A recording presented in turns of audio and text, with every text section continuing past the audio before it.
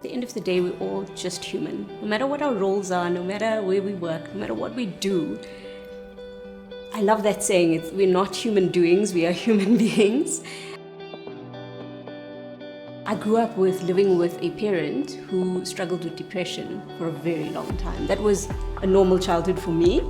And then the more I started speaking to friends and learning about other households, I started learning that, this is not as normal. Coming from a home that had a single income household, my dad was the breadwinner and my mom was at home. With that financial pressure and challenges at home, I had to make a very tough decision to either continue studying after my undergrad, which is what I really wanted to do, or start working.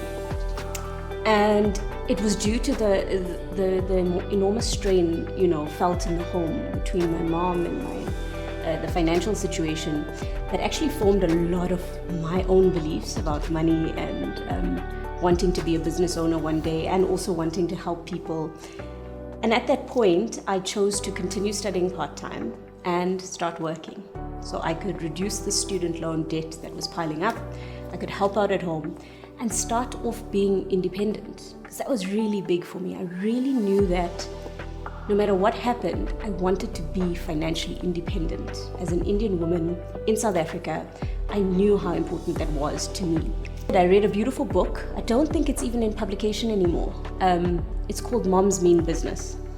Because I was certain about starting a business, I just didn't know what it was. I was pregnant with my second daughter, and that's when I started my business. All those projects started piling up so much, and they all were aligned in the same arena of helping younger women of color, helping younger people of color enter the workplace and really get successful with it. Understanding how to do a lot with very little has always been my ability. So I'll take what I have and I can make it work. And it does come back to our relationship with money. What has been your relationship with money? How have you not just saved money or not saved, but more importantly, how are you spending your money? Where is it going? It's not just about tracking and having a budget, because we know this, right? We know this. It's common knowledge, and it's always the first step. You're saying, okay, well, track your spending.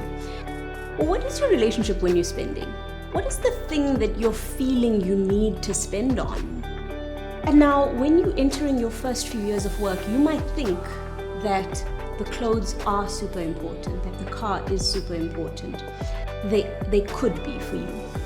But if you are earning an entry-level salary and you're overspending, is it the wisest choice for your long term?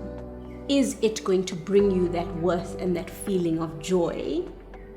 Or is it going to be a grudge purchase in a couple of months? And I think that just getting clear on what your financial goals are early on in your career, us unpacking that with young people has helped them shift their perspective to look at themselves very honestly. There's a book that I've been listening to by Ramit Sethi, and he says it's about actually just figuring out what you absolutely love and spend your money on that. Don't spend enormously with the same capacity on the things that are okay, right?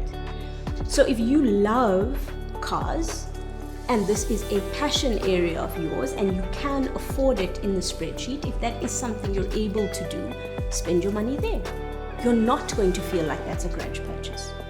However, if cars are just something that you kind of like and you're hoping to show up and impress others and the reasons are not as intrinsic or deeply valuable to you, that is likely to end up a grudge purchase and financially going to cause you much more strain. So I love what he says in terms of that, and I've taken that lesson into my own business and into my own personal life to be able to say, well, what are the things I absolutely love? What can I do without?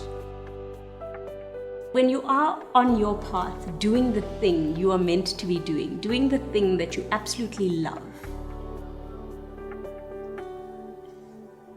everything else just flows.